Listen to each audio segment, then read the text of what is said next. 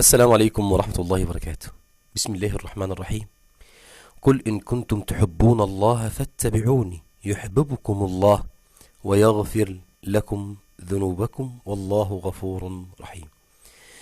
بمجرد حبك للنبي صلى الله عليه وسلم، بمجرد اتباعك للنبي صلى الله عليه وسلم، ربنا يحبك.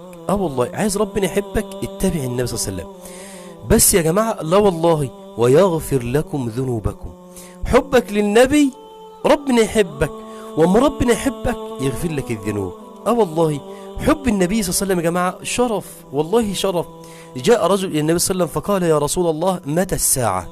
فنظر النبي صلى الله عليه وسلم إلى هذا الرجل وقال له: وماذا أعددت لها؟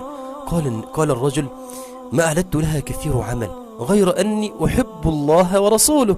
قال النبي صلى الله عليه وسلم: المرء مع من أحب. بنحب النبي يا جماعة؟ والله حبنا للنبي شكله ايه؟ هل احنا بتوع كلام ولا بتوع فعل؟ هل احنا بنقتدي برسول الله صلى الله عليه وسلم حقا؟ والله قل ان كنتم تحبون الله فاتبعوني.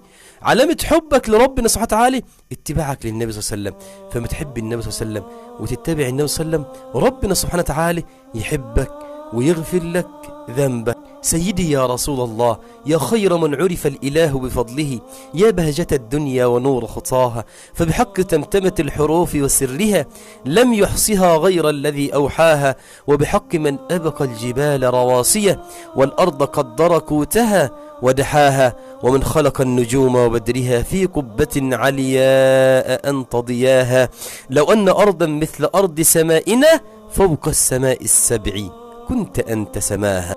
حبيبي يا رسول الله، النبي الخاتم والإمام المعصوم، الأسوة الحسنة والقدوة المثلى، شرف الحواضر والبوادي، زينة النوادي، أعظم هادي وأفضل حادي، يا طريدا ملئ الدنيا اسمه، وغدا لحنا على كل الشفاه، وغدت سيرته أسطورة تلقاه رواة عن رواه. حبكم في الله، أستودعكم الله. السلام عليكم ورحمة الله وبركاته.